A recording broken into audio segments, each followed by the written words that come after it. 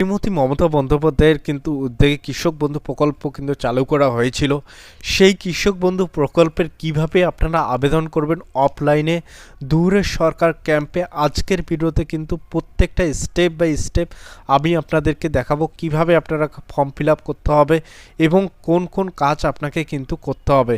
অফিসে গেলেও কিন্তু এই ফর্মটা অবশ্যই আপনাকে ফিল আপ করতে হবে। অনেকেই কিন্তু ফর্ম ফিল আপ করতে গিয়ে কিন্তু হোঁচটি খেয়ে যান। অবশ্যই কিন্তু এই ভিডিওটাকে কিন্তু ভালো করে দেখতে হবে, তাহলে কিন্তু ফর্ম ফিল আপে কোনো রকম অসুবিধা আপনার হবে না এবং কৃষক বন্ধু প্রকল্পের যে নাম নথিভুক্তকরণ সেটা কিন্তু খুব সহজভাবে আপনারা করতে পারবেন এবং আপনারা কিন্তু প্রত্যেক 6 মাস অন্তর অন্তর কিন্তু 10,000 টাকারও বেশি কিন্তু সুবিধা পেতে পারেন। তো অবশ্যই এই ভিডিওটা কিন্তু শুরু থেকে শেষ অবধি দেখবেন। আর যদি আমার চ্যানেলটিকে এখনও অবধি সাবস্ক্রাইব করেননি তো অবশ্যই চ্যানেলটিকে সাবস্ক্রাইব করে দিয়ে পাশে থাকুন। আমি এরকম নিত্য নতুন ভিডিও কিন্তু প্রতিনিয়ত ছেড়ে থাকি আমার এই চ্যানেলে, তো অবশ্যই চ্যানেলটিকে সাবস্ক্রাইব করে দিয়ে পাশে থাকবেন। এখানে দেখুন পশ্চিমবঙ্গ সরকার কৃষি বিভাগ কৃষক বন্ধুর নতুন প্রকল্পের নাম নথিভুক্তকরণের আবেদনপত্র। এই আবেদনপত্রটিকে অবশ্যই কিন্তু আপনাকে ভালোভাবে ফিল আপ করতে হবে, কোনো রকম এখানে ভুল করবেন না। এখানে দেখুন ব্যক্তিগত তথ্য এবং তার পাশেই দেখুন একটি বক্স রয়েছে, এখানে কিন্তু স্ট্যাম্প সাইজের একটি ফটো কিন্তু আপনাকে লাগাতে হবে কালারিং, ঠিক আছে। তারপরে এখানে দেখুন বড় হাতের ইংরেজিতে কিন্তু আপনাকে নামটি ফিল আপ করতে হবে, অবশ্যই ভালোভাবে দেখে শুনে নামটি ফিল আপ করবেন। তারপরে এখানে দেখুন নাম, এখানে আপনার যে খতিয়ান বা পর্চা রয়েছে সেই পর্চায় বাংলায় যেরকম নাম রয়েছে সেই নামটি কিন্তু এখানে আপনাকে ফিল আপ করে দিতে হবে। এরপর এখানে আপনার বাসস্থানের ঠিকানা, আপনি যে জায়গায় বসবাস করতেছেন তার যে ঠিকানা বা তার গ্রামের নাম কি রয়েছে সেটা এখানে দিয়ে দেবেন। তারপরে এখানে গ্রাম পঞ্চায়েতের নাম কি রয়েছে সেটা এখানে দিয়ে দেবেন। এখানে গ্রাম পঞ্চায়েত বলতে অঞ্চল বোঝায়, ঠিক আছে, আপনার অঞ্চলের নাম কি রয়েছে সেটা এখানে দিয়ে দেবেন। আপনি কোন পোস্ট অফিসের আন্ডারে পড়েন সেই পোস্ট অফিসের নামটা এখানে দিয়ে দেবেন। তারপর আপনার ব্লকটা এখানে দিয়ে দেবেন, এরপর ব্লকটা এখানে লিখে দিয়ে দেবেন। তারপর আপনার যে থানা রয়েছে সেই থানাটা লিখবেন এখানে এবং শেষে আপনার যে ডিস্ট্রিক্ট রয়েছে সেই ডিস্ট্রিক্টটা লিখে দেবেন, আপনি কোন ডিস্ট্রিক্টের বাসিন্দা। আপনার যে গ্রামের পিনকোড রয়েছে সেই পিনকোডটা এখানে আপনাকে ফিল আপ করে দেবেন 6 ডিজিটের, ঠিক আছে। তারপর এখানে পিতা বা স্বামী, এখানে যদি মহিলা হয়ে থাকে, যদি বিবাহিত হয়ে থাকে তাহলে স্বামীর নাম দেবেন এবং যদি অবিবাহিত হয়ে থাকে বা ছেলে হয়ে থাকে তাহলে তার বাবার নাম এখানে কিন্তু আপনারা এন্টার করে দেবেন। আবারও স্ক্রল ডাউন করে নিচ্ছি পেজটাকে। এরপর কিন্তু এখানে জন্ম তারিখটা দিতে হবে, প্রথমে এখানে দিবেন কিন্তু দিন, তারপরে এখানে মাস, এরপর কিন্তু এখানে বছর, ঠিক আছে। তারপর এখানে 2023 অবধি 1/1/2023 অবধি আপনার বয়স কত হচ্ছে সেটা এখানে লিখে দেবেন। এরপর আপনি পুরুষ না মহিলা না অন্য জেন্ডারে সেটা এখান থেকে সিলেকশন করবেন বা টিক মার্ক করে দেবেন। এরপর আপনার শ্রেণী কী রয়েছে সেটা এখানে দিয়ে দেবেন, যদি সাধারণ হয় সাধারণ, তপশিলি জাতি যদি হয়ে থাকে তপশিলি জাতি এবং তপশিলি উপজাতি যদি হয়ে থাকেন তাহলে এখানে টিক মার্ক করে দেবেন। এরপর দেখুন অনগ্রসর শ্রেণীর যদি হয়ে থাকেন তাহলে এখানে টিক দিয়ে দেবেন। এরপর এখানে দেখুন কৃষকের ধরন কি রয়েছে, যদি তিনি নিজে মালিক হয়ে থাকেন তাহলে এখানে কিন্তু টিক করে দেবেন, আর যদি বর্গাদার হয়ে থাকে তাহলে এখানে টিক করবেন, আর যদি পাট্টাদার হয়ে থাকে তাহলে এখানে টিক করে দেবেন, ঠিক আছে। এরপর মোবাইল নাম্বারটা অবশ্যই সঠিক মোবাইল নাম্বার দেবেন, যেটা আপনার চালু মোবাইল নাম্বার রয়েছে সেটা এখানে দেবেন। যদি আপনার বিকল্প নাম্বার দিতে চান তাহলে এখানে সেই মোবাইল নাম্বারটা এন্টার করে দেবেন। এরপর আধার কার্ড নাম্বারটা কিন্তু আবশ্যিক রয়েছে, এখানে আধার কার্ড নাম্বারটা লিখে দেবেন, আপনার যে আধার কার্ড নাম্বার রয়েছে। এরপর আপনার ভোটার কার্ড নাম্বারটা এখানে ফিল আপ করে দিয়ে দেবেন।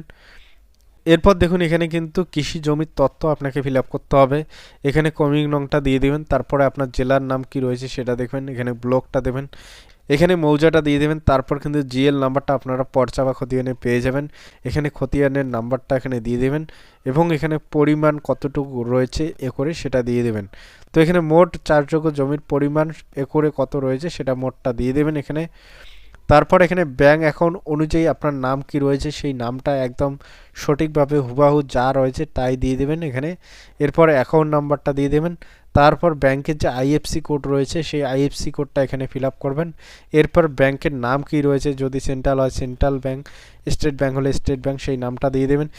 আপনার ব্যাংকের ব্রাঞ্চের নাম কি রয়েছে, বেসিক্যালি কিন্তু সেই জায়গার নাম অনুসারে ব্রাঞ্চের নাম হয়, অবশ্যই কিন্তু আপনারা পাসবুকে পেয়ে যাবেন আপনার ব্রাঞ্চের নাম কি রয়েছে সেটা এখানে দিয়ে দেবেন। তারপরে এখানে অ্যাকাউন্টের ধরন কি রয়েছে, কারেন্ট অ্যাকাউন্ট না সেভিং অ্যাকাউন্ট, যদি সেভিং হয়ে থাকে তাহলে এখানে একটা টিক মার্ক করে দেবেন। এরপর এখানে দেখুন ব্যাংকের সংযুক্তি নথি, ব্যাংক পাসবই, ফটোগ্রাফিক বাতিল চেক। এরপর যে অ্যাপ্লিক্যান্ট রয়েছে তিনি কাকে নমিনি বানাতে চান তার কিন্তু এখানে তথ্য ফিল আপ করতে হবে।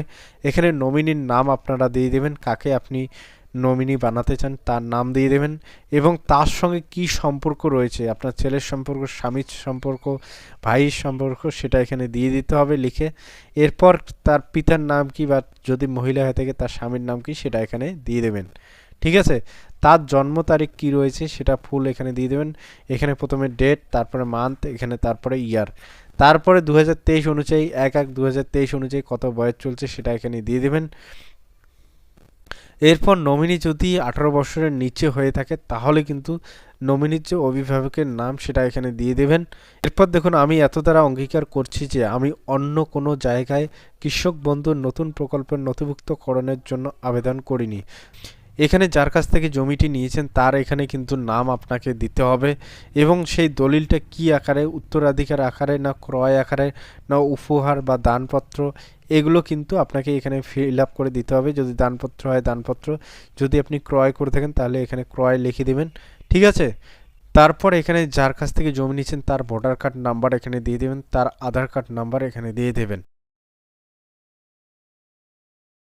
এরপর আপনি যে আবেদনকারী রয়েছেন আপনাকে কিন্তু এখানে একটা সই করতে হবে। যদি আপনি সই করতে না পারেন এখানে টিপ দিয়ে দেবেন। ঠিক আছে, এরপর নিচে আপনাকে কিছু করতে হবে না, এখানে কিন্তু যে অফিসার রয়েছে তারাই করবে। ঠিক আছে, এরপর আমি নেক্সট ফর্মে আপনাকে নিয়ে যাচ্ছি। এরপর কিন্তু এই ফর্মটা আপনাকে ফিল আপ করতে হবে, সংযোজনী ক। এই সংযোজনী ক ফর্মটা আপনাকে ফিল আপ করতে হবে। এরপর কিন্তু এখানে দেখুন আধার তথ্য, আধার নিবন্ধীকৃত মোবাইল নম্বর এবং আধার সম্পর্কিত তথ্য ব্যবহার করার জন্য সরকারকে সম্মতি প্রদান করা। ঠিক আছে, এই ফর্মটাতে আপনাকে কি ফিল আপ করতে হবে, অ্যাপ্লিক্যান্টের নাম দিয়ে দেবেন। অ্যাপ্লিক্যান্ট যদি বিবাহিত হয়ে থাকে স্বামীর নাম, যদি অবিবাহিত বা ছেলে হয়ে থাকে তাহলে এখানে বাবার নাম দিয়ে দেবেন। এখানে অ্যাপ্লিক্যান্টের বাড়ি কোথায়, এখানে গ্রামের নামটা দিয়ে দেবেন। এখানে অ্যাপ্লিক্যান্টের পঞ্চায়েত কি রয়েছে, গ্রাম পঞ্চায়েত বা অঞ্চলের নাম কি রয়েছে সেটা দিয়ে দেবেন। এখানে অ্যাপ্লিক্যান্টের ব্লক কি রয়েছে সেই ব্লকের নামটা দিয়ে দেবেন। এখানে অ্যাপ্লিক্যান্টের ডিস্ট্রিক্ট কি রয়েছে সেটা দিয়ে দেবেন। তারপরে আবারও এখানে দেখুন, এত দ্বারা ঘোষণা করছি যে আধার আইন 2016 এবং সেই সংক্রান্ত নিয়মাবলী অনুযায়ী আমি স্বেচ্ছায় আমার আধার তথ্য কৃষক বন্ধুর নতুন সংক্রান্ত বিষয় ব্যবহারের জন্য সম্মতি প্রদান করছি এবং যৌব প্রমাণীকরণ এর জন্য স্বেচ্ছায় সম্মতি প্রদান করছি। এটা কিন্তু সরকারকে আপনারা পারমিশন দিয়ে দিলেন আধারের যে কোনো কাজ সরকার যাতে করতে পারে। এখানে অবশ্যই আধারের নাম্বারটা দিয়ে দেবেন, আধার কার্ডের যে নাম্বার রয়েছে সেটা দিয়ে দেবেন এবং আধার নিবন্ধীকৃত মোবাইল নাম্বার, এখানে আধার কার্ডের সঙ্গে যে মোবাইল নাম্বারটি লিঙ্ক রয়েছে সেই মোবাইল নাম্বারটি এখানে আপনারা ফিল আপ করে দেবেন। আবারও স্ক্রল ডাউন করে নিচে চলে আসবেন, এখানে স্বপ্রত্যাশিত আধারের প্রতিলিপি সংযুক্ত করতে হবে। এখানে আবেদনকারীর অবশ্যই আপনারা কিন্তু এখানে স্বাক্ষর করবেন, যদি স্বাক্ষর করতে না পারেন টিপসই করে দেবেন। সংযোজনী ক্ষয়, কেবিএন প্রকল্পের নতুন নথিভুক্তকরণের ক্ষেত্রে প্রদায় ঘোষণাপত্র, এখানে অবশ্যই অ্যাপ্লিক্যান্টের নাম দিয়ে দেবেন এবং অ্যাপ্লিক্যান্টের স্বামী বা যদি ছেলে হয়ে থাকে তাহলে অবশ্যই বাবার নাম দিয়ে দেবেন।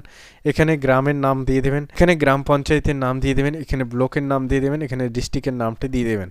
তারপর স্ক্রল ডাউন করে নিচে চলে আসবেন, এখানে দেখুন এত দ্বারা ঘোষণা করছি যে আমি নিম্নলিখিত তালিকাভুক্ত জমি, এখানে অবশ্যই যার কাছ থেকে জমিটি নিয়ে নিয়েছেন তার এখানে নাম অবশ্যই আপনারা দিয়ে দেবেন।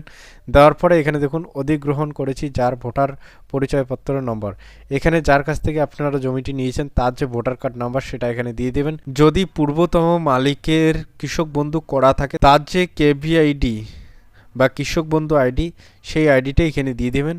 তার স্ট্যাটাস, আপনারা কৃষক বন্ধু স্ট্যাটাসে যাবেন, তার ভোটার কার্ড নাম্বার দিয়ে স্ট্যাটাসটা বার করবেন, সেখানে কিন্তু কেবি আইডি একটি অপশান পেয়ে যাবেন, ওই আইডিটি এখানে ফিল আপ করে দিয়ে দেবেন। এখানে জমির তালিকাটি লিখে দেবেন, এখানে জমির খতিয়ান নাম্বারটি দিয়ে দেবেন, তারপর জমির জিএল নাম্বার, এটা কিন্তু আপনারা খতিয়ানের মধ্যে পেয়ে যাবেন। এখানে জমির বিবরণ, এখানে ক্রমিক নাম্বারটা দিবেন, এখানে দাগ নাম্বার দেবেন এবং কত পরিমাণটি রয়েছে সেই পরিমাণ করে লিখে দেবেন। এরপর দেখেন উপরে উল্লেখিত তথ্যসমূহ আমার জ্ঞান ও বিশ্বাস সমতে সত্য, যদি কোনো সময় কোনো তথ্যের অমিল পাওয়া যায় তাহলে সংশ্লিষ্ট কর্তৃপক্ষ আমাকে না জানিয়ে নিজে থেকেই কৃষক বন্ধু নতুন প্রকল্পের সহায়তা বাতিল করে দিতে পারবেন আপনি যদি কোনো রকম ভুল তথ্য এখানে দেন তাহলে কিন্তু যে অফিসার রয়েছে তিনি কিন্তু আপনার পারমিশন ছাড়াই কিন্তু আপনাকে কৃষক বন্ধু প্রকল্প থেকে বাতিল করতে পারবে। এখানে দেখুন সেক্ষেত্রে আমি যদি কোনো সহায়তা পেয়ে থাকি সেই পরিমাণ অর্থ ফেরত দিতে বাধ্য থাকব। এখানে যদি আপনি এর জন্য সহায়তা বা কৃষক বন্ধুর টাকা পেয়ে থাকেন, যদি আপনি কোনো ভুল ডকুমেন্টস বা ভুয়া জাল ডকুমেন্টস দিয়ে সেই কৃষক বন্ধু করে থাকেন তাহলে কিন্তু সেই টাকাটা আপনাকে ফেরত দিতে হবে।